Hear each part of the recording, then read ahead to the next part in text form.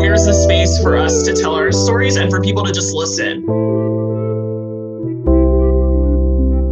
Welcome to Backsliders, the podcast. Today we're here with another virtual special guest, Dianca London. Welcome to the show, Dianca. Thanks for having me. Yeah, we're excited to get to know you. So a little bit about Dianca. We just started chatting on the internet, but she is a brilliant writer. She's working on a memoir called Planning for the Apocalypse. And her writing has also been featured in publications like Lenny Letter. And you can fill in people where else they can find your work at the end of the podcast. But we're just so excited to get to know you. Yeah, I feel like we share some similar crossover upbringing background stories. I read your story about Halloween, Hell House, and I could definitely relate. My parents were like on again, off again. They were always anti-Halloween, but there were a couple of Halloweens that they did let us haven't asked my mom since, like, why did you let me dress up as a pilot that year, but then like never again? I feel like they got to give you a little taste of it so that you know, like, just how wicked what you're missing out on is. Yeah. Well, they like definitely couldn't have dressed up as a witch. Like, your parents were pretty like progressive before they weren't progressive, is what it sounded like. Yeah, I mean, it might have also been that it was just like probably on sale at like whatever store they took me to. Sure. Because it's also like it was the most basic thing. I was a jack-o'-lantern and then a witch. Like, it was never that imaginative. What was on sale. Oh, yeah. My mom was definitely... We carved pumpkins, but we wouldn't call them jack-o'-lanterns. You know, they were just carved pumpkins. Yeah, because jack-o'-lantern is satanic. Yeah, like the off-brand version. Yeah. So you grew up in Pennsylvania, right? Yeah. I'm from a rural suburb. I mean, it's technically a suburb, but it's super rural. Right. In Pennsylvania. So it's like about an hour outside of Philly. Okay, cool. And were your parents particularly religious your entire upbringing? Or I think in that article you mentioned they kind of got revamped for Jesus when you were a certain age. I like that it's revamped because then I just think of vampires, but that's not the same context at all. That's just where my brain goes. Yeah, I mean, my family, like a quick version of it is that my mom grew up like as, you know, the great grandchild of like someone who had founded a church. So church was always a thing in her family because they were connected to it because of her great grandfather founding a church in Philly. And then on my dad's side, my great grandmother. Yeah. So his grandmother, she kind of came to the Salvation Army.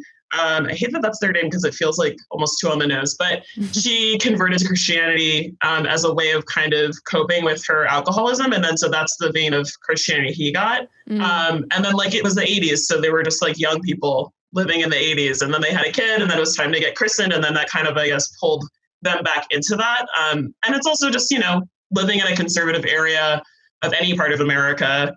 Church is just part of one of those tenets of like what it is to be a good neighbor and be a good citizen. So I feel like that kind of pulled them back into it. And then somehow I ended up in Christian school. So yeah. Yeah. From what I was reading, they kind of came on pretty heavy too. Would you attribute that to the church that they became a part of, or was that very similar to the church that they were raised in? And so they were just kind of, again, revamping what they already knew, or was it like 2.0, we're learning more about religious dogma than we've ever had before, and we're implementing it in this new life because we have a new life to save from the devil?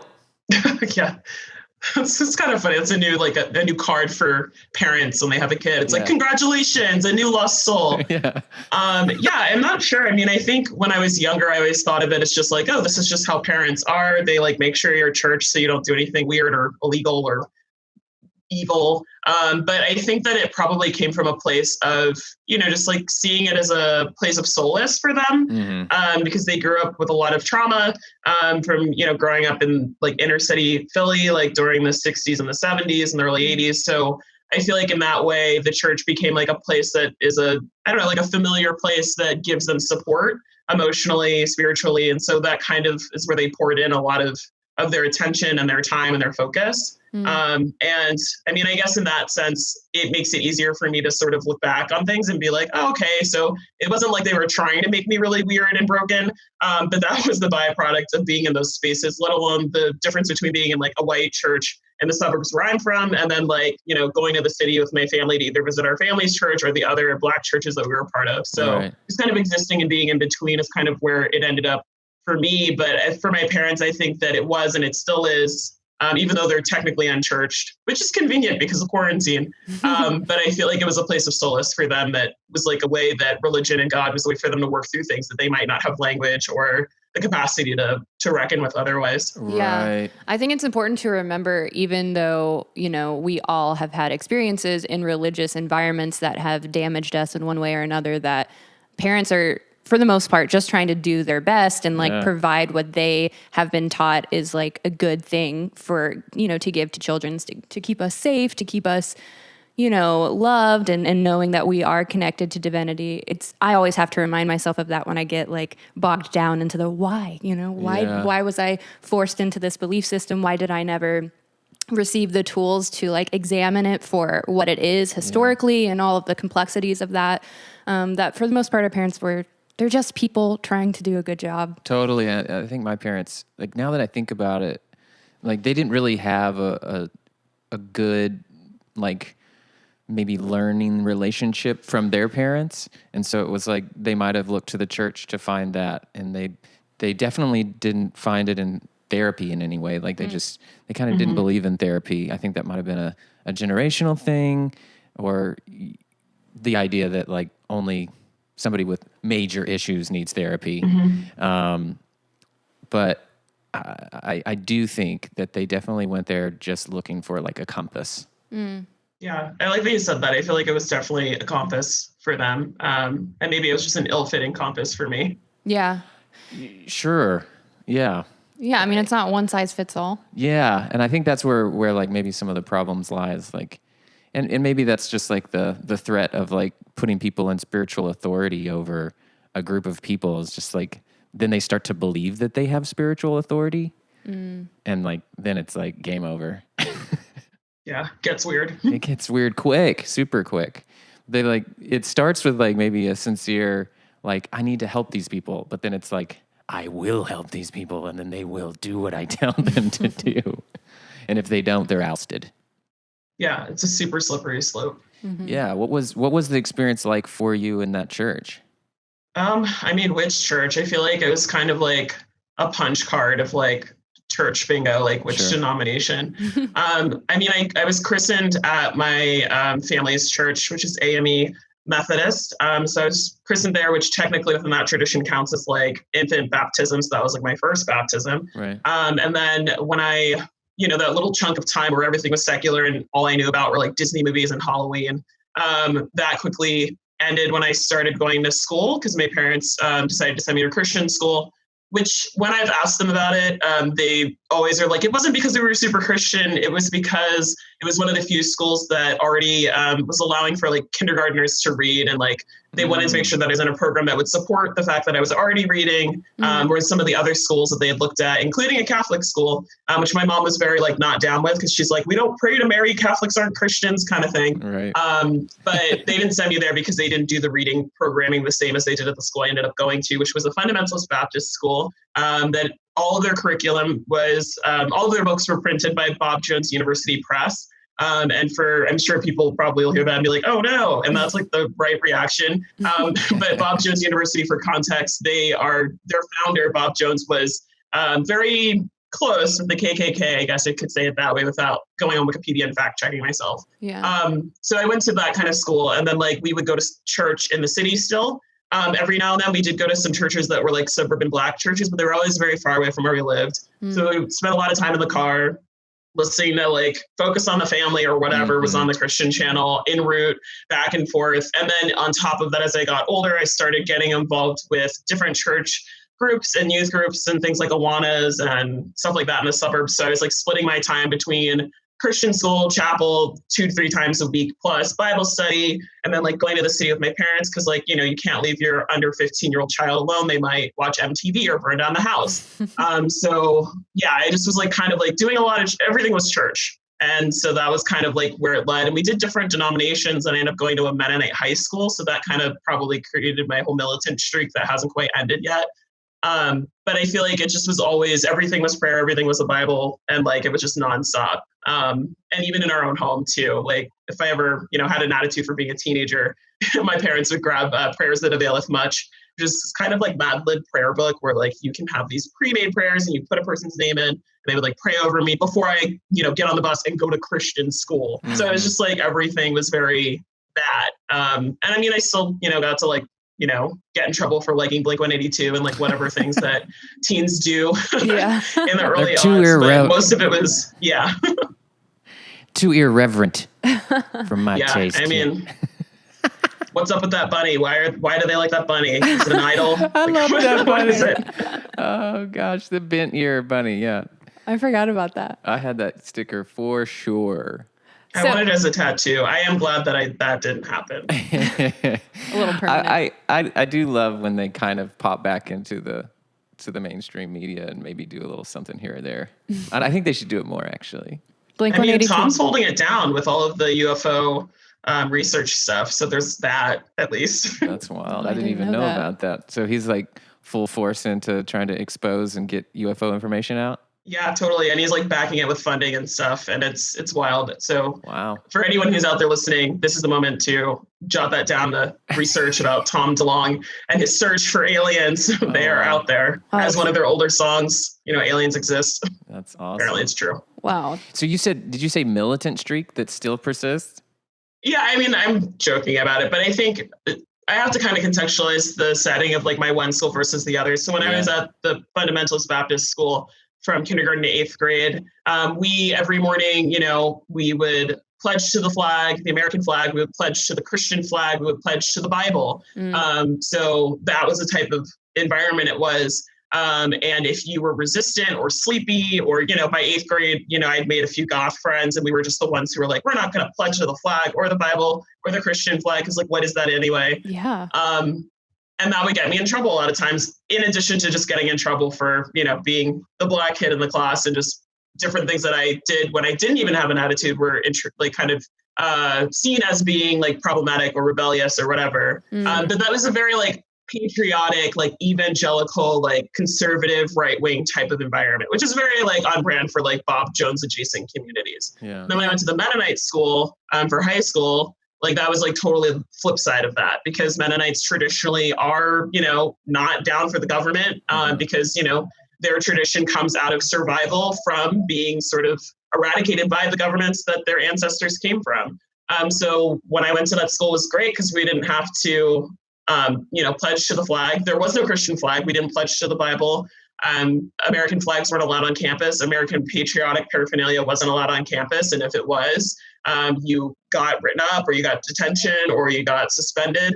And this was like, my freshman year was the same year of 9/11. So it was really amazing kind of going from a space where it's like every morning we center our nation, our religion, and our weird bent on interpreting the Bible as literal for whatever reason, but only KJV, King James Version. Sure. And then going to a Mennonite school where they, there were definitely issues there and there were definitely microaggressions and traumatic events that occurred there. But it was never, some sort of like nationalist, like we love America kind of tonality to it. And I thought that gave me space to sort of question that and to like be able to be critical of not only my nation and my country, but also my faith communities. That's pretty cool to have a ranging experience like that.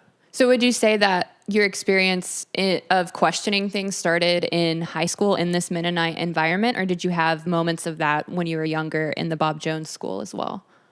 I feel like it probably started when I started high school, because I feel like just seeing that like people were, whether it was because of things that were happening politically or in our community, people had questions, people would disagree. And it wasn't like, no, you have to leave, you're out. It was more like, oh, let's sit down and respect each other.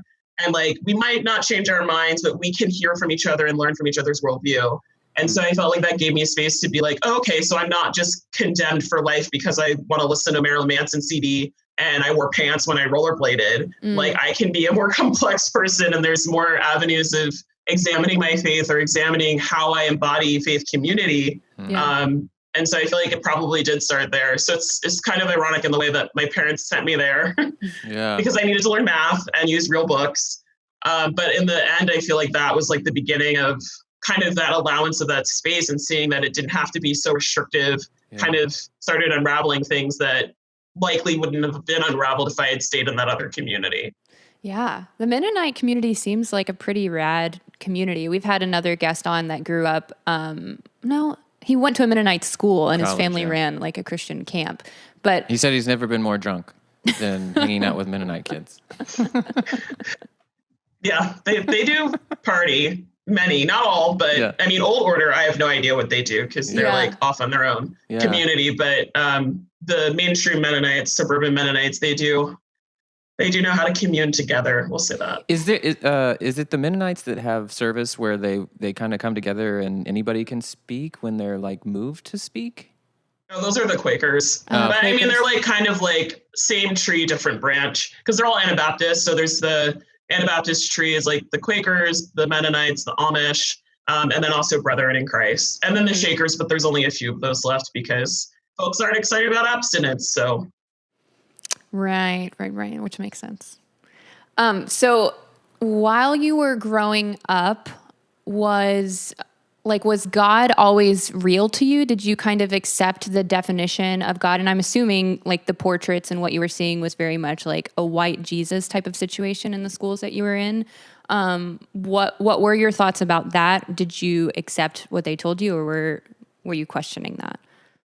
I feel like I've thought a lot about this since I've like started working on my book and everything. And then also just like, because it's like with these not newer, these aren't new conversations or questions that are being asked, but with this resurgence of a more widespread exploration of like race and identity and within America, and then like how that feeds into Christianity or taints it. I've been thinking a lot about it. And I think for the most part, I don't even remember when I saw the 10 Commandments, but I feel like for some reason I thought that Charlton Heston, is that his name? Yeah. I thought he was God. Like, I feel like when I thought of God in my head, like it was just him as Moses. So Right. somehow like God was Moses by proxy in my brain, like visually when I would think of him, like robes, you know, White on a curly throne. hair. Yeah. Yeah, watching.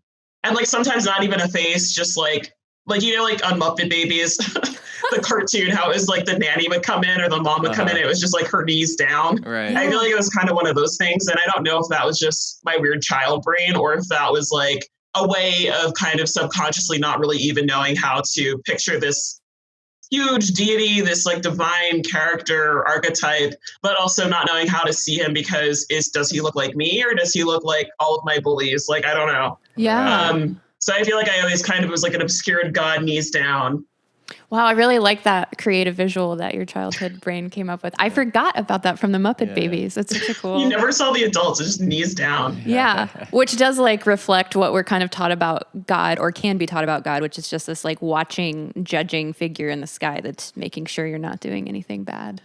But can always see you. You know, it's kind of more looming than the Muppet Babies' parents. Yeah, because they leave the room at least. Yeah, I guess it's like God is a drone. Like I feel like that's what it's like, a surveillance Totally. thing. Yeah. So after high school, you went to a Christian university for 2 years, right? And can you talk a little bit about that experience? Yeah, I still remember the day where I decided what college I was going to go to, and it was kind of a very petty way of deciding. Like, I was afraid of going to what I still even call now secular universities, which is like, why do I say that? They're just universities. Right. Like, why They is my don't have mouth so chapel. broken? I know. But yeah, so I like remembered like when Gordon College, I went there for 2 years. They had someone set up a booth, and no one in my school seemed excited about it. So I was like, I'm going to go there so I can get away from everyone here.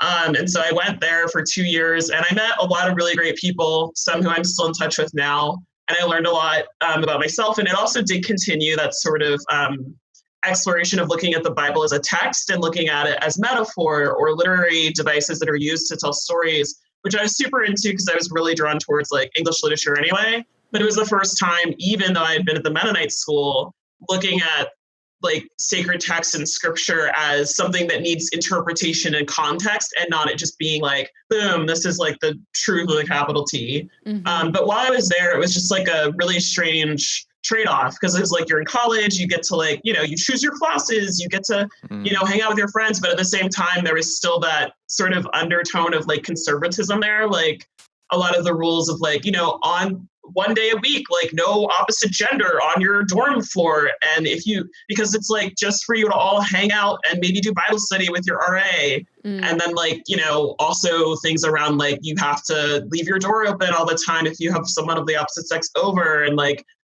also, you know, like I remember going into the Target near the Danvers Mall, because it's in New England or whatever, and I bought like a copy of Brokeback Mountain, and my RA like shaming me for like wanting to watch it. I'm just like, A, I'm not like homophobic, and B, I love Jake Gyllenhaal. Like it was 2000 and like 5. These two like, hotties kissing? What do you mean? You can't miss this. Heath Ledger. I mean, come on. Yeah. And then like on top of that, like a lot of the racial stuff, which was really difficult, like a lot of racist kind of commentary from like professors and people being really confused by me because I guess I wasn't their idea of what a Black person looks like. And then just New England in general has a very different vibe of, or I would say strain of racism that isn't familiar to me as someone who's from, you know, a rural, very white suburban PA, but very close by to Philly. So it's not like people don't understand what different communities look like and the diversity of those communities. And so it was just one of those things where I wanted to stay because I was like, I feel like God wants me to stay here, but I spent a lot of time crying in my car. I felt like I used to like refer to myself on my Xanga back then. I used to refer to myself as like Samuel's mother, like how she would just cry and cry and cry waiting for an answer. And then I felt like the answer was that I just had to leave, because if I would have stayed there, I probably would have tried to harm myself in a way that would have been really damaging for my mental health and also probably a bummer for my parents. So I felt like that was like the first like major step of being like, I have to get out of this community, even though this is a community that I'm supposed to be in. So then I went to a secular university and went to a lot of like, you know, indie rock shows and drank 40s. And then unfortunately joined like a hipster church, as Lynn does in their, you know, early 20s. Because they're so but accepting. At least like I was able to have 2 years of, I mean, they have great songs, people have banjos, great hummus, great bread, wine. And those beards, man. Yeah, they do light shows. They do cool covers. I blame Me Without You because I literally was like, oh, this is the church that Me Without You went to or sometimes goes to when they're not on tour. I will go to this church. So that was fun for a time, but it was nice that I had 2 years of non-Christian school. Yeah. I did 1 year at Evangel University in Missouri, and that was like kind of the turning point for me as well, where I was like, I need to completely step away. I cannot be controlled. You know, and you're in your early 20s and you're like, wait, I get to make my own decisions now. I don't have to be complicit in this any longer. So I'm glad you were able to, when you decided to step away and go to a secular school, what was your parents' reaction? Were they totally cool with it? Were they concerned?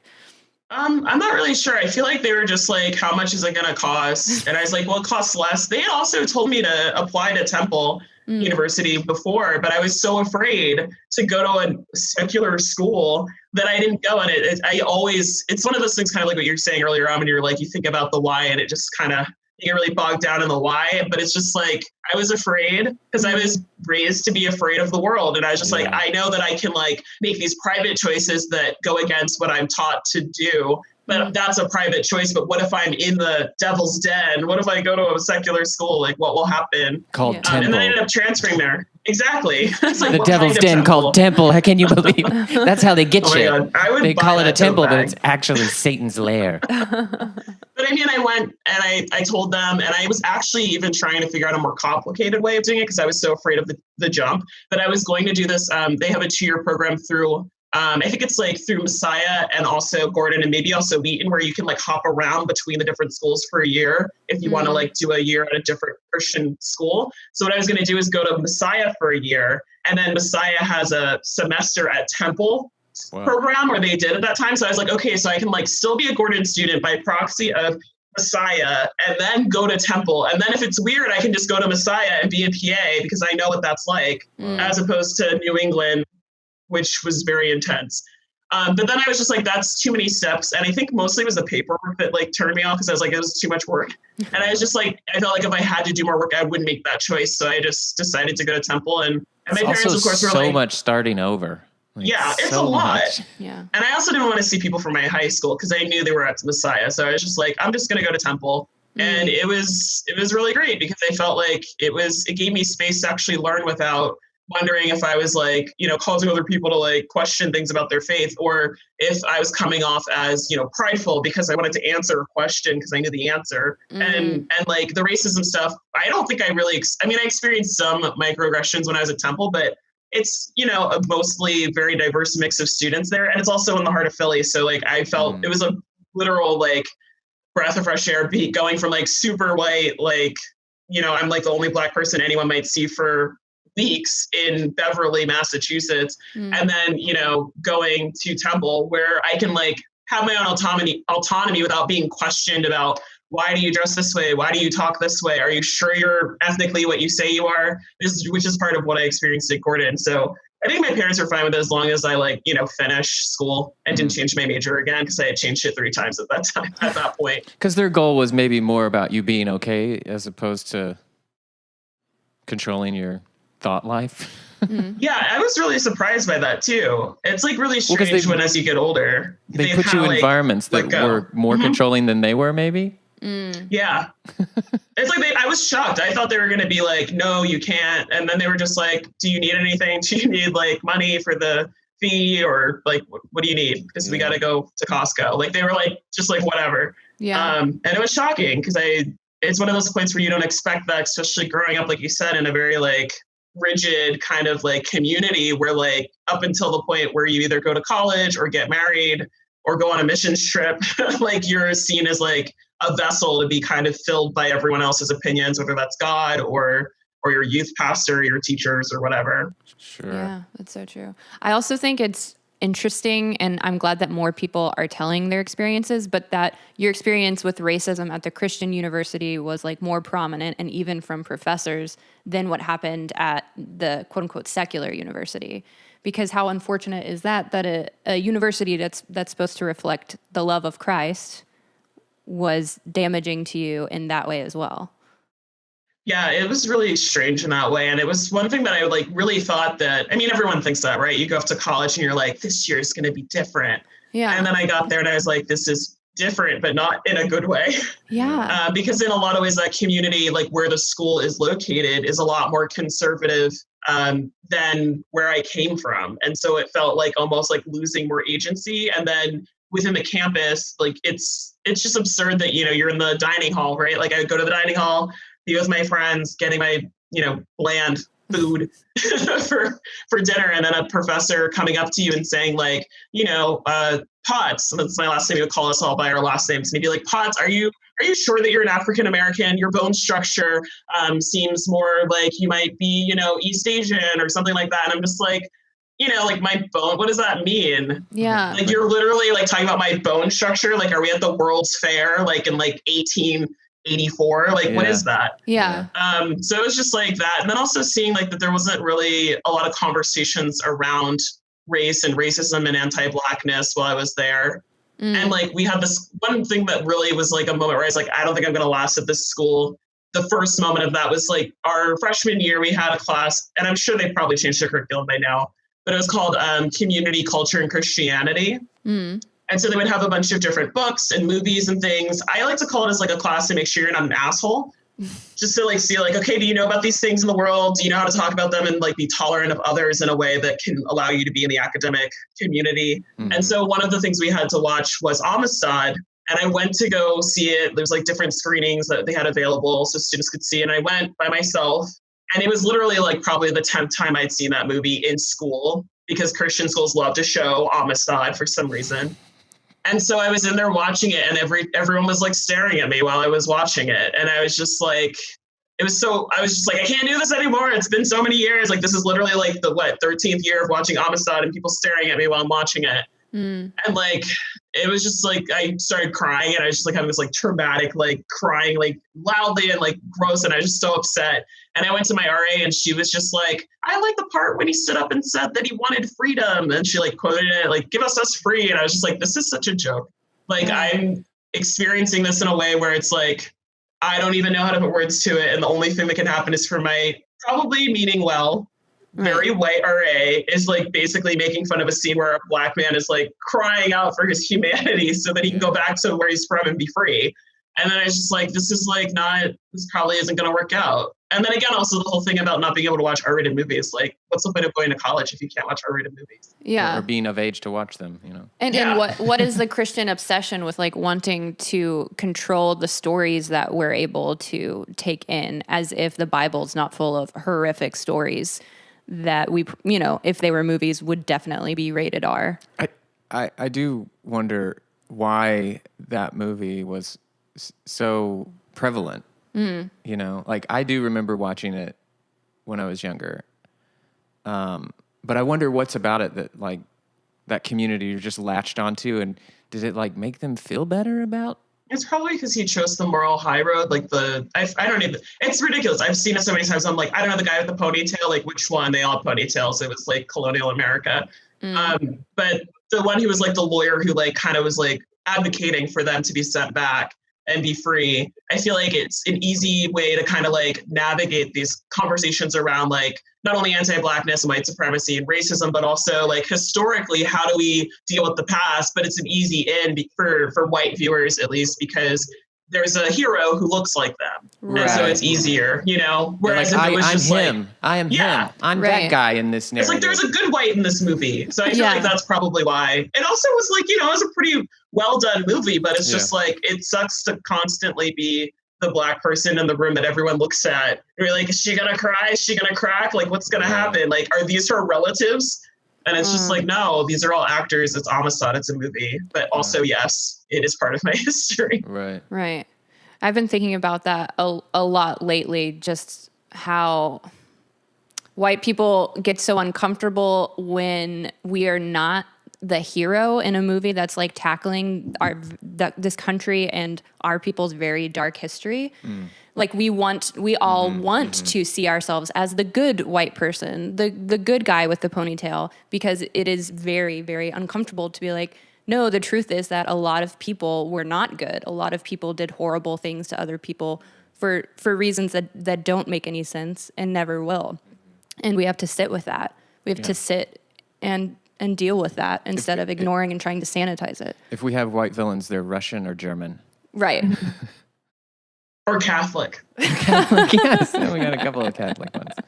I'm surprised that we're able to infiltrate so many Catholic villains because they're pretty powerful. Yeah, they are. Yeah, they've got a lot of bankroll supporting them usually. Yeah. Wow. So where are you now spiritually? Do you, where are you? Do you say you're still a Christian? Do you belong to any major religion, or what do you think about spirituality? Do you burn the sage? I do, but that might be because of Brooklyn. I don't know. Yeah. Well, and you're an artist. I feel like, it's like you move to Brooklyn, you get like a moleskin notebook and a bundle of sage. I feel like it's a strange thing because I feel like last summer this time I was like in a fetal position, like in my room, like trying to write my book and then feeling guilty because I still had like Bible verses cycling through my head, and like a lot of internalized weird sort of fundamentalist stuff that I was still processing through. So I'm definitely one of those people that like, I feel like it's like a thing now. It's like being like, I'm like deconstructing. And I think I am still and always will be. Mm-hmm. But I also kind of am really, as I started to dig into my family's history and like, especially with on my mother's side of the family, and my great-great-grandfather founding a church, I feel like I don't really want to disavow myself from the term Christian because historically, as an individual, like my personal familial history, but then also as a Black American, like the church has done a lot of harm and the Black church has done its own harm too, internally within its own community. But it also has, in some instances, really become like a bedrock of stability and offering like things that, the government still fails to offer folks. And also being a place for resistance and collective resistance against, white supremacy and like with the civil rights movement. And so I feel like it's a broken thing, but I feel like there's also things in it that I am proud of. And I feel like to disavow myself from that history would be really strange. So I feel like I'm kind of one of those people that's like, I'm culturally Christian. I don't know if that's like, it was just probably like something my parents will hear that will be like, what are you saying? But I feel like I'm culturally Christian in that way as a Black American, but also even just, someone who grew up in a hotbed of like suburban Christian youth group stuff, So you speak the language for sure. Yeah. Yeah, I am, fluent in cultural Christianity. Yeah. But I think also too, like, I think being in a space of being able to question has been really helpful for me to kind of undo all that rigidity and like having to only answer in a way that is easy for other people, but being okay with like not being so fixed down into either ways of ritual or ways of either, thinking about the divine or thinking about how do I embody what I see as truth or love. So, I mean, it's been really strange. I feel like all of these things would probably make my parents heavy sigh and pray. But I think that when I think about what matters most to me from everything, that I either was raised to believe or, walk away believing from how I was raised, it's the radical love of Christ as the archetype, I like to say, because I feel like it's kind of almost, I feel like it's really, it's kind of unfair to people who aren't like Christians to be like, Jesus, our Lord and Savior. It's like Jesus Christ, the archetype, because he's in a story, he's in a narrative. And like, if that archetype is your higher power, your fave, your top five, I don't know why I'm mentioning things from MySpace. That was a very long time ago. But I feel like that's a way where I get excited about that as a model for like how to be ethically and like empathetically and like sort of inclusively human. Yeah. And I feel like that to me is what matters. Yeah. And then the rest of it can just fall where it may. But like what I care about is that as a model for like radical love and how to care for not only each other, but also yourself. Yeah. And I feel like that's the thing that I really wanted to get to all these years and didn't have that. It was like outsourcing it or trying to do what other people need me to do or staying silent when things are going wrong. And it's like, that's not the model we're given in any of the testaments. And also I know like the OG, like Old Testament God is definitely more like fire and brimstone, like opening up the earth, swallowing up people. But there are instances where you see, inflections of Christ in Father God. I use quotation marks. But I think that that's what I've been coming back to. Like, how can I every day do something or many things, or even how I treat myself and how I treat others through the radical love of the archetype of Christ. And so I feel like that makes me probably Christian adjacent, but I use the term again, like saying like culturally Christian, which will make everyone uncomfortable probably. It makes my Satanist friends and my atheist friends uncomfortable, makes my parents uncomfortable, but I'm just like, I have to do what feels right for me because I've spent literally like 85% of my life doing what everybody else thinks is the right thing to do. Mm-hmm. Sure. I think so much of what you said is so beautiful and will resonate with so many people.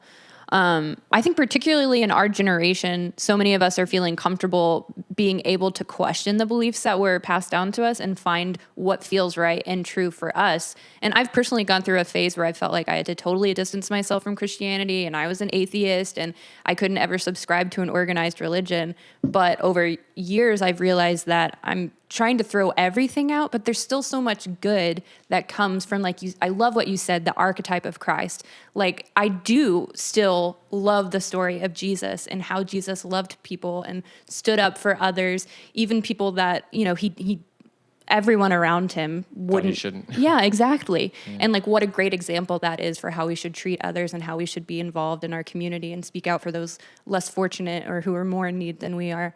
And also, I think we've been talking about recently, like the cultural Christianity thing. Part of me wants to like not claim the word Christian because Christians have done so much harm. But at the same time, if so many of us who see the value in the Christ story and also aren't fundamental, if we don't claim that name, then like we're outnumbered by the people who are abusing it. So that's been something I've been thinking about recently. And also we have Jewish friends and we've had Jewish people on the show who like identify maybe more culturally as Jewish. And I don't understand why, Christians can't be that same way. It's like, it is our history. It is what our family gave us. It is a part of us, even if we did say we weren't. Yeah.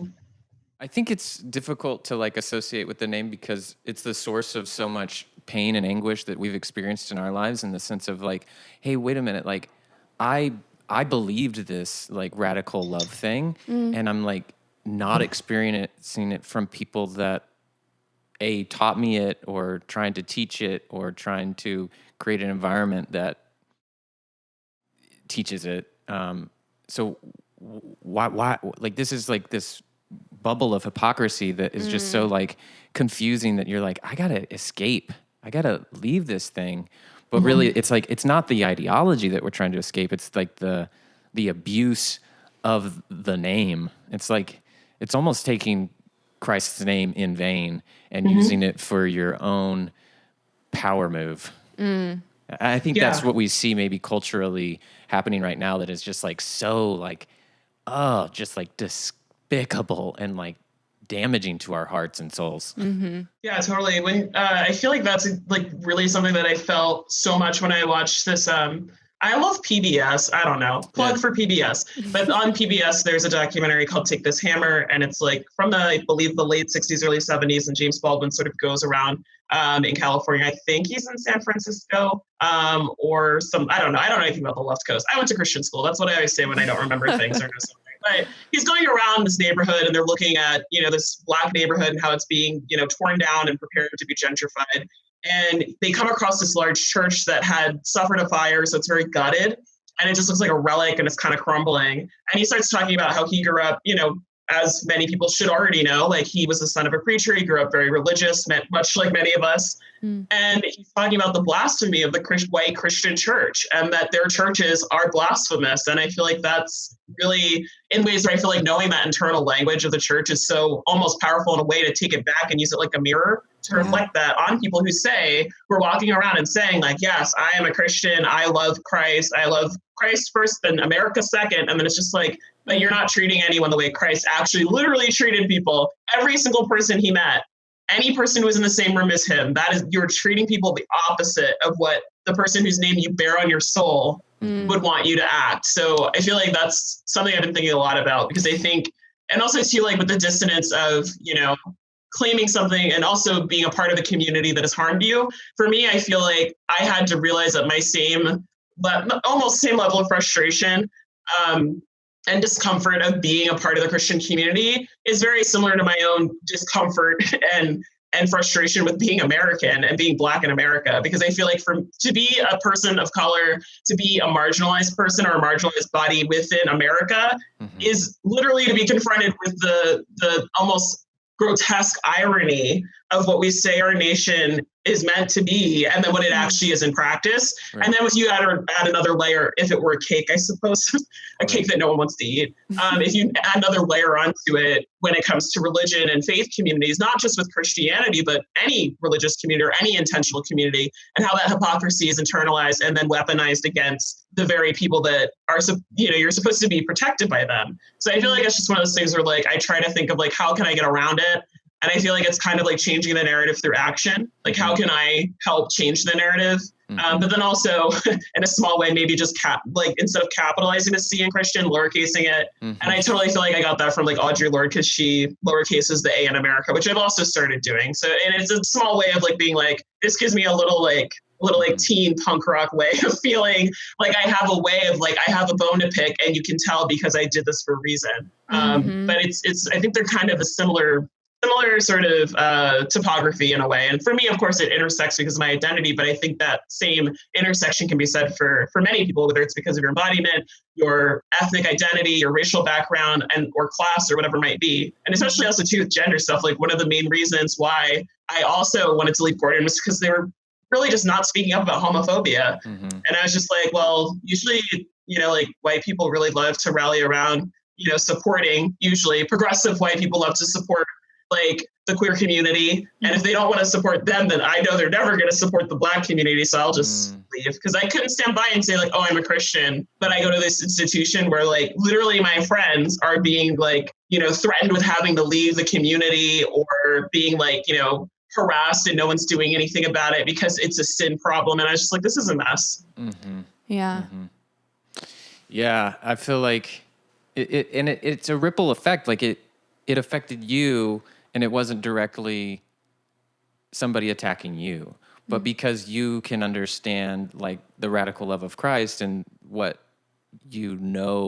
this compass that you have was like, we're like slapping ourselves in the face. Like, why are we doing this? Why aren't we loving our brothers and sisters that we're commanded to love? Like, what are we doing? Yeah. And what's with... Oh, no, go ahead. Oh, sorry. I was just going to say, like, what's with the othering that so many Christian institutions and Christians practice when Jesus was all about inclusion and loving everyone, not excluding anyone? Yeah. And I feel like that's one thing that it's been really strange. I feel like I've been dipping a toe back in, not like to be actively in community with those places, but just to check in on them and see like, what are you guys doing around, I think, what are they calling it on WNYC these days? The pandemic like racial revolution or like some, I don't know, they have like some weird term they use every time they talk about it on the news, but my friends and I have been calling it the pandemic revolution. So like in this, like, oh, I know what it is. They call it the Black Lives Matter moment, which always makes me heavy sigh. Cause I'm like, well then is that just my whole life? Is that a new title for a book? I don't know. Yeah. But I feel like I've been kind of keeping an eye on those communities, seeing how they're responding, and like also other communities and also the ex-evangelical community, and seeing like how, you know, people are either doing the right thing immediately or they're sort of dancing around it. And they're sort of doing that learning in real time in a public space, which takes a lot of vulnerability, but it also takes a lot of emotional labor from the Black community and people of color and other marginalized communities who are connected to that space, because then we have to hold space for people to figure out how to catch up. And then we can't like say anything if they get it wrong because, oh my gosh, they're trying. We have to be nice for them trying, which sounds really sarcastic on my part. And I know people are kind of be like, why is she so mad? It's like, well, Black American. Yeah. But I feel like it's frustrating because it's just like, we're so close to people actually like maybe really understanding, but at the same time, it's not even really the full bare minimum, but they want to be like applauded for doing like, you know, it's like, I bought an anti-racist book, like great. But have you reached out to people of color in your life who you've microaggressed against and now you realize that that's what you've done? And not in a way where you need them to absolve you of your guilt by saying they forgive you, or if they don't text you back, you're mad about it. But just like, it means a lot if someone reaches out and says that. Just instead of just like expecting us to stand by and just be like, okay, the whites are assembling, they're doing the work, and we just have to be grateful and quiet about it. Because then that's still centering whiteness. It's helpful in the sense of the optics. And I feel like historically, America has been a place where they care more when more white people in the streets protesting than if it's people of color. So I'm down for allies who do that. But at the same time, some of those same people have microaggressed me and people like me. And I don't know if people are really taking it to that level. And it's been really strange on another level too, of like having come into like the evangelical sort of deconstruction world and like binging all the podcasts and reading all the Instas and the Twitters and all that stuff. And then feeling like I still don't belong in those spaces because of the ways that people in real time are fumbling and then not acknowledging that fumbling, or just like saying, it's like, this is our Black Lives Matter episode. And then like the next 7 guests are like all white people who like have the same jokes about purity culture. And it's like, y'all never talk about race and purity culture. It is not the same. Also class, like all these different things that I'm so starved for community and like a way of kind of saying like, oh, cool, I wasn't alone in that. And like, I still have to wait because people have to do their anti-racist 101 homework. And it's exciting, but at the same time, I'm just like, oh, when will we get there? Yeah, exhausting and frustrating, I'm sure.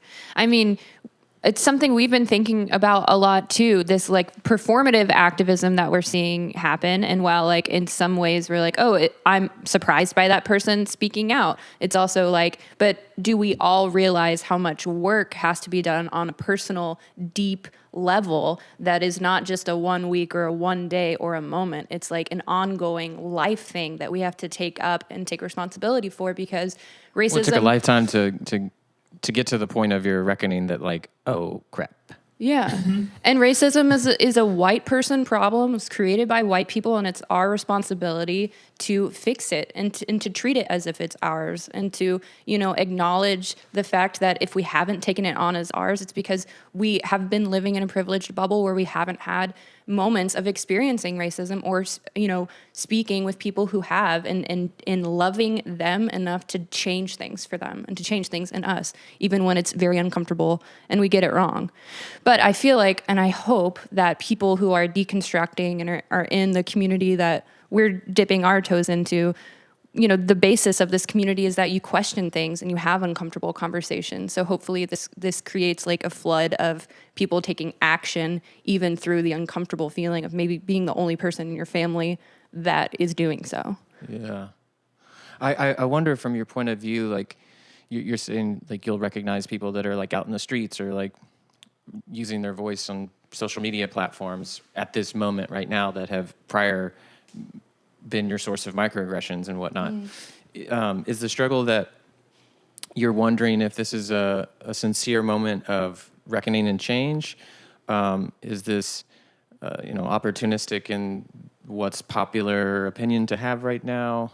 Or do you think that they even acknowledge that they were a source of microaggressions at any point in their entire lives? Because I feel like that there is a lot of white people that would say, oh, no, she's my friend. She's always been my friend. I've always been like this. Yeah. And so I feel like that's like definitely, yeah, I feel like it's all of those things, right? I feel like it was an SAT question. It'd be like, B, all of the above. Because I feel like for the people that are closest to me, or the people that maybe I'm not actively in community with them anymore, but we've kept up or kept in touch via social media, and I see everything they're posting, and I'm just like, you were literally like really a difficult person to share space with at whatever job we worked or whatever class we were in or whatever. And I think it's one of those things where like, I don't know if those people are really realizing, like, you know, if it's not a couple months ago, like what they actually have done. But hopefully the work that they're doing now and the constant reminders, at least, you know, as this is still in the news and present with us, that maybe they'll begin to kind of reconfigure how they embody community with the people that they live near, the people that they're close to.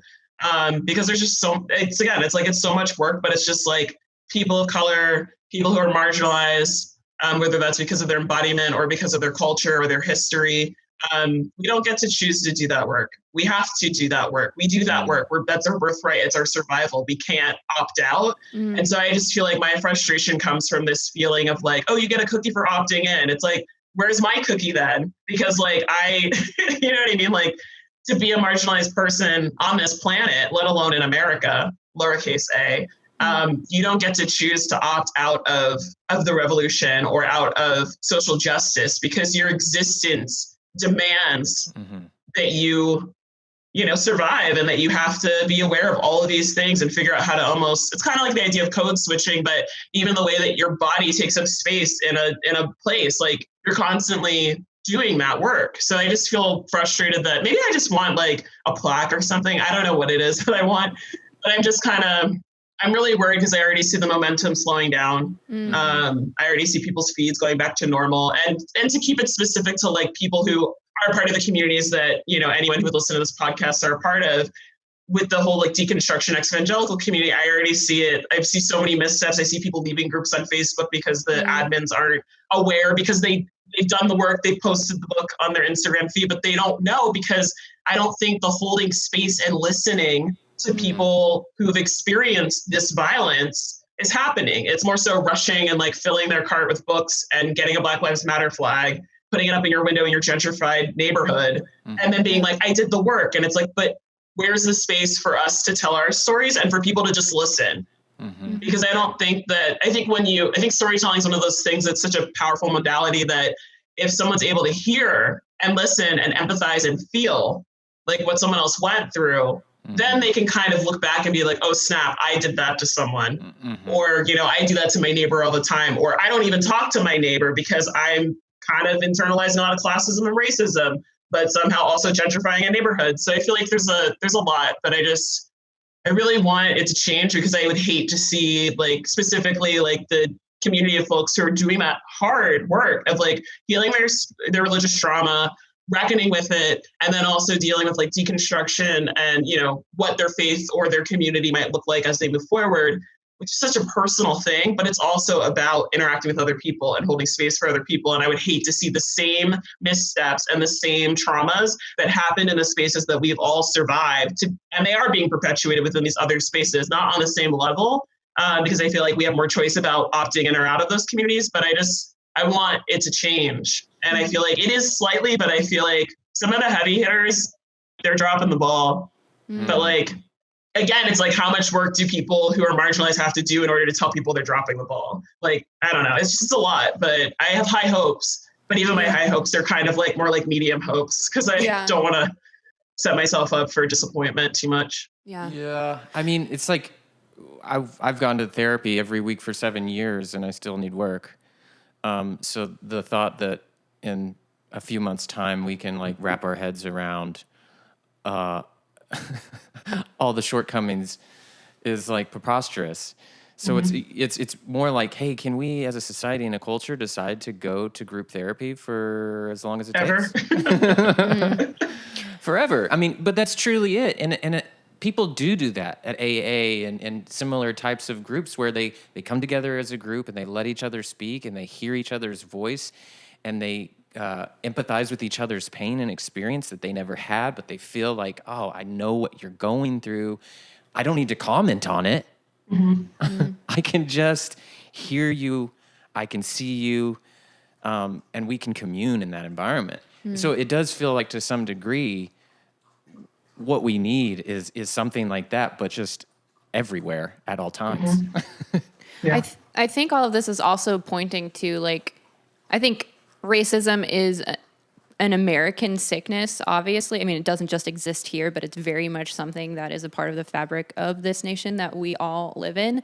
But it's also pointing to how much, like, Americans want, like, the easy way out. You know what I mean? Like, we're so uncomfortable with the fact that things are going to be very hard work, and having that commitment to do that ongoing work and to be hurt along the way, because it is painful and uncomfortable to acknowledge how we ourselves have done damage, or our families have.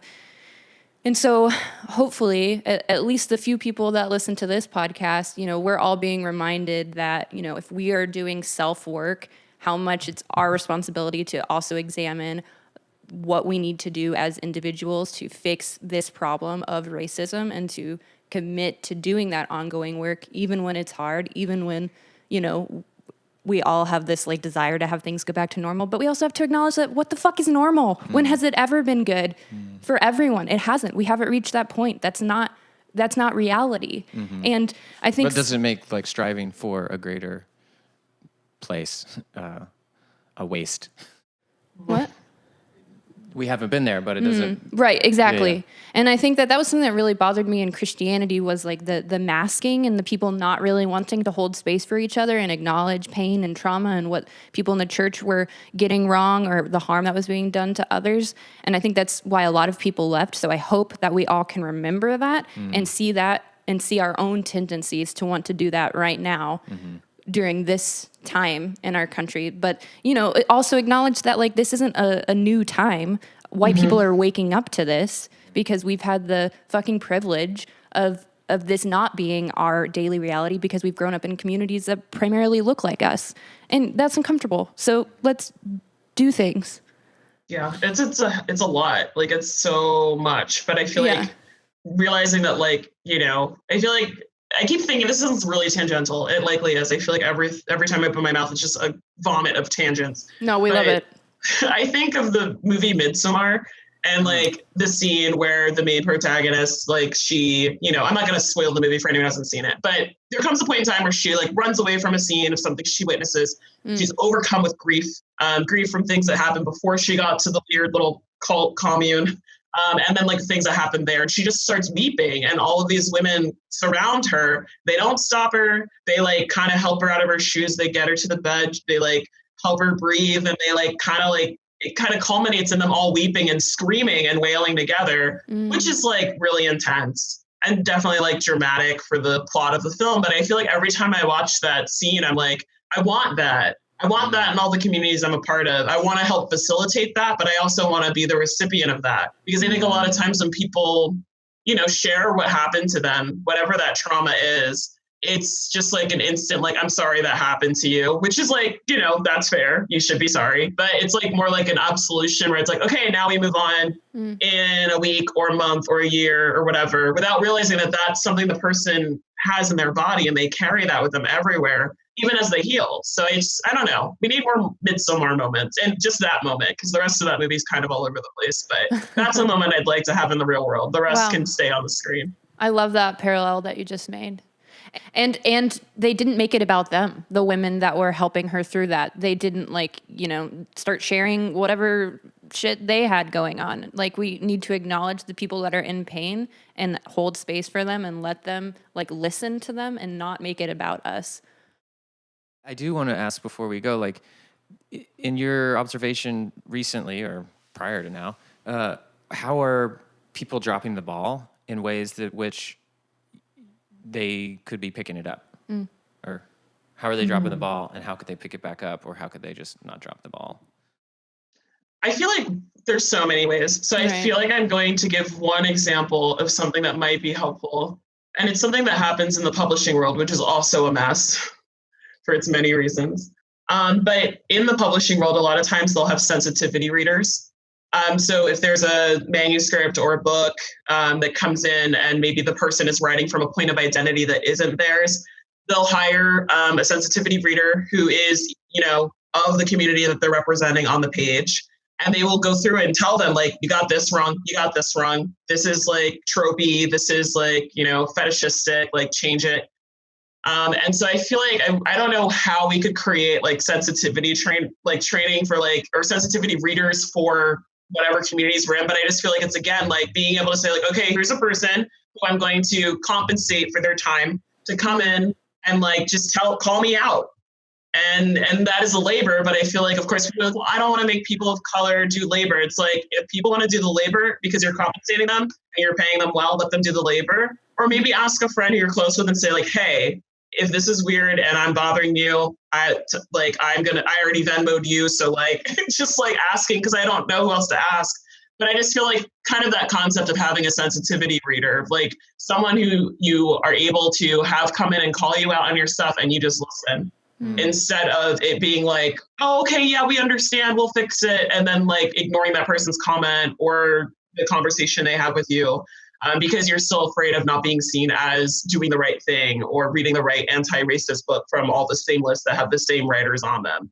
So I just feel like, I don't know. I don't really know if that's a real answer, but I wish that there's a way of decentering whiteness even in the sort of the active work of trying to grapple with white supremacy and anti-Blackness and racism, because I feel like there's still so much emotional labor that the Black community, people of color, other marginalized folks have to hold space for, because we just always have to, and that's still happening. And it's even more detrimental while we're still actively mourning more people from our communities being violated and annihilated by white supremacy.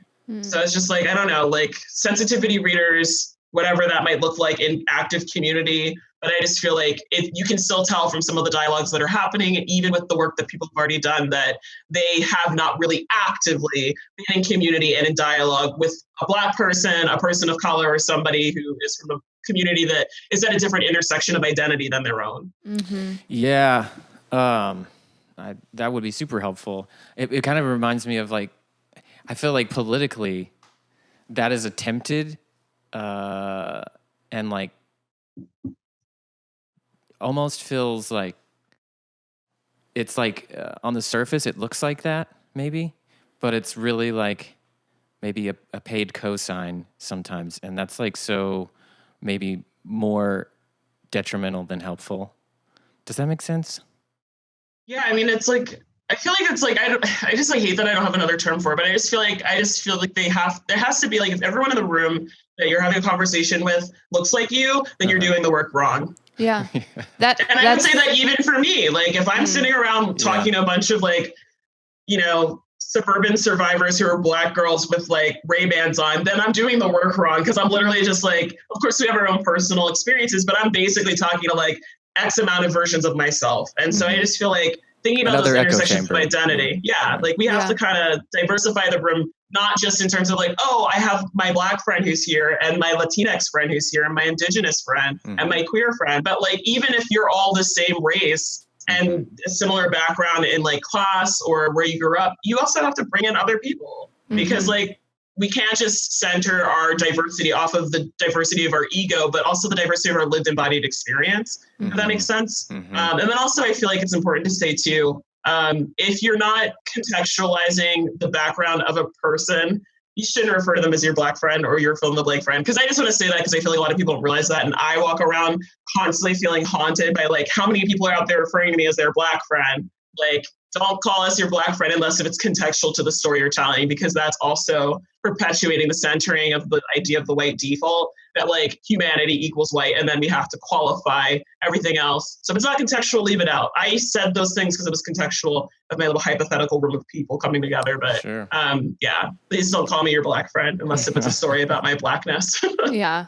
And correct me if I'm wrong, but I feel like one of the greatest pieces of advice that I've heard from Black voices lately is just like listen and amplify our voices. So if white people are feeling like, oh, I don't know what to say, the smartest thing you can do is listen and share what so many Black teachers and leaders and activists and writers are saying, because they've been speaking and they're speaking out now, and it's not our time to share how we're feeling. Let's keep pointing to them and making sure that whatever news or feed we are consuming is not white. It's full of people who do not look like us.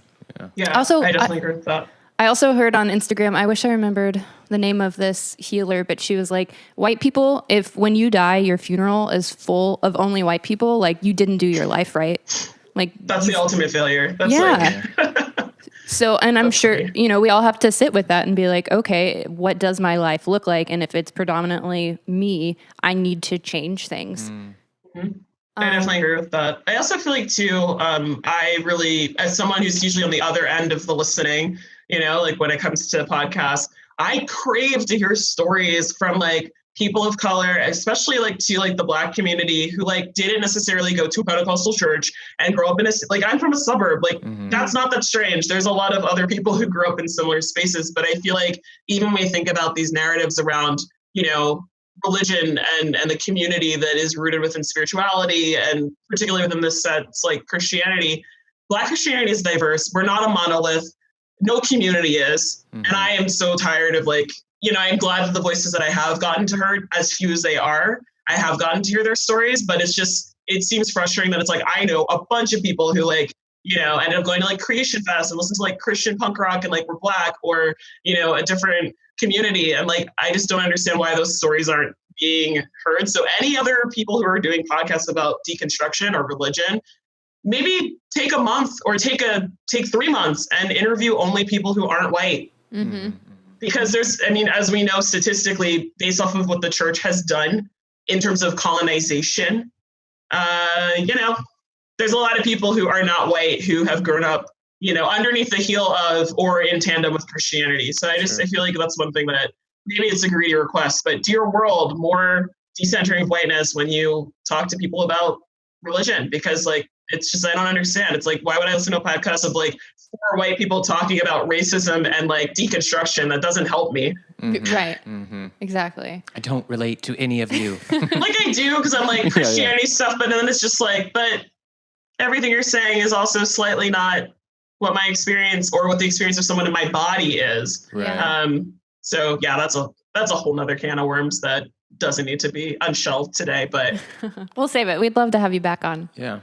I would love to hear a little bit more about your memoir, and particularly I find your title really intriguing, Planning for the Apocalypse. So if you just want to chat about that for a little bit and then tell people where they can find you on the internet and follow you. Cool. So Planning for the Apocalypse is my still forthcoming memoir. I sold it a few years ago, and then I realized that I had not actually looked at any of my religious trauma. So then I've been taking a really long time writing and then rewriting and then reworking again. And so I'm still in the process of working on it, but it's basically sort of an exploration of the intersection of race, class, and religion, and then like kind of being in between communities that share a similar foundational theological approach, but you know, going to a Black church versus being in a Black church in the city or a white church in the suburbs, not the same thing. And then sort of being an outsider in many spaces where I was supposed to be an insider because I was, you know, covered in the blood of Christ. That plus coming of age in the early aughts, I feel like even people who grew up more agnostic or atheists also have that sort of Y2K vibe that kind of came up around the year 2000 of like, is the world going to end, like doomsday stuff and Left Behind series. So I have a lot of anxiety from that I still reckon with in this pandemic revolution moment. So it's just also looking at that as well. And when you decide to like actually actively plan for your life and like live it instead of planning for like, you know, annihilation or like the destruction of the world or, you know, an unscheduled rapture so you don't get to go to prom or whatever. So hopefully I'll finish it soon. I'm working on it. Therapy is helping. But I think strangely enough, living in this strange sort of, I feel like it's like a very boring version of all my nightmares as a kid of like living in this like moment of quarantine and then also like social unrest. It's somehow giving me almost a way of being like, yeah, like those are things that are normal to be afraid of. So like you can find the funny part to tell the story about it in addition to like really looking at the hard truth of the ways that those stories of fear have like stolen so much from so many of us, but if we can like find the parts that are kind of quirky and like cultural time capsules, that can be a way of kind of reclaiming some of it. Laughing at it can be really helpful, at certain points when we feel ready for that. Well, I'm looking forward to reading it and talking about it more when it hits the press, as they say. Did they say that? I don't know. Sure. I don't know. I don't even. Yeah. And then how can people find you? You're on Instagram, Twitter? Yeah. So on Twitter, I'm just Dianca London. So Dianca, London as in the place. On Instagram, I have I guess it's like a Finsta, but like for religious trauma, because I just don't want my mom to see it. But I'm Christian school survivor. And then I'm also my regular one. You can find in the memo there. So that's homework for you. You can find my actual real handle through my religious trauma Finsta at Christian school survivor. So you can find me. I'm out there. And Zynga? Oh God. Well, Zynga. my Zynga is dead, but I was my_sweet_explosion, which is the name of some random emo band song that was a very unfortunate choice of a handle. Oh, mine was a _ beautiful distraction, and I don't know why. I totally missed the Zynga train. I wish I don't have what I wrote, but it was when I was really in my megachurch phase, and I wish I could read it. You can find it. You just have to reach out to Zynga. They have all the code, and then you can upload it into WordPress, and then it's just there. It might the images might not come through, but the text will. It is scary, but also fun. Yeah, good to know. That's wild. Well, thank you so much for being on our show, Dianca. And to anyone who's listening, thank you for listening. Oh, I guess I should ask, if you're still here, thank you. If you could take a couple seconds to maybe give us a like and a review on iTunes or wherever you're listening, that is very helpful and helps other people find us. We'll see you next time. Thank you, guys. Thank you. Love you guys. Bye. No, I'm not saying that it wasn't real. I'm just saying that you made me feel bad. Don't try making me a better deal. I'm done with you and I'm fine with that, and that's that.